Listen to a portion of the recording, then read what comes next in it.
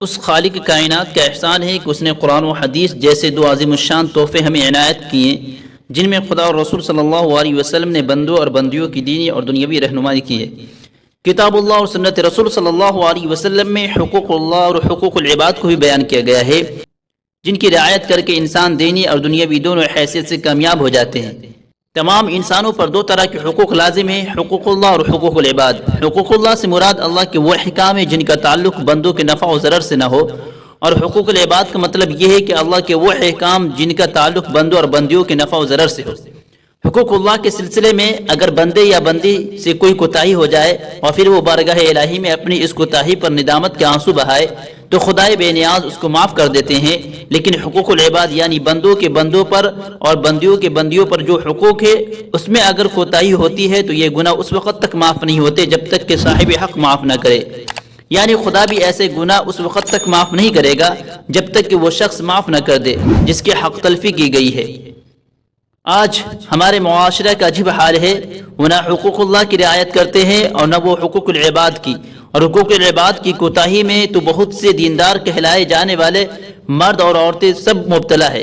معاشرے میں اسی وجہ سے فساد آ گیا ہے، ماحول خراب ہو گیا ہے، نسل بد اخلاق پیدا ہو رہی ہے، اور یہ صرف اس لیے کہ ہمارے اندر دینداری نہیں ہے، شریعت کا پاس نہیں ہے، حقوق اللہ کی رعایت نہیں ہے، حقوق العباد میں کوتاہی ہے۔ ساس بہو کا حق مارنے کی کوشش کرتی ہے، بہو ساس پر غالب رہنا چاہتی ہے، بہو اگر غریب گھر کی ہے تو اس کو بڑی گری نظر سے دیکھا جاتا ہے، اور بہو مالدار گھرانے کی ہے تو وہ اپنی نند کو خادمہ سمجھتی ہے، شوہر کے رشتہ داروں کو ٹیڑھی نگاہ سے دیکھتی ہے۔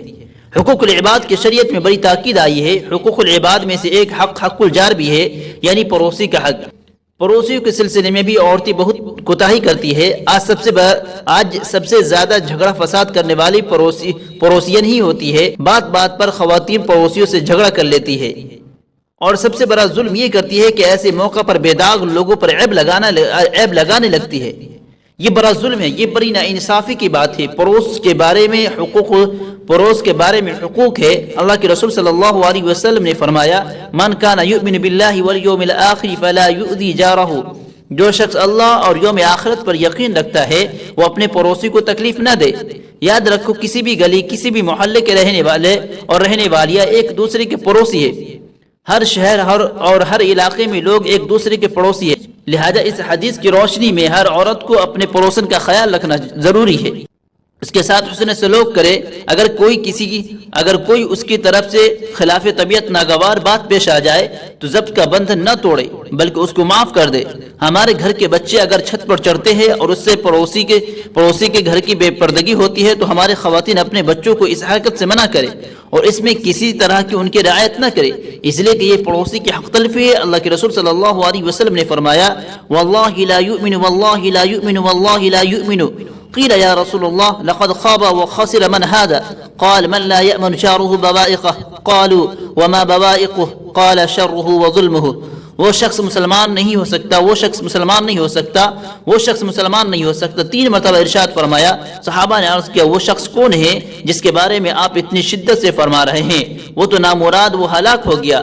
آپ نے فرمایا، ایسا نامراد شخص وہ ہے جس کے پڑوسی اس کی شرارتوں سے محفوظ نہ رہے۔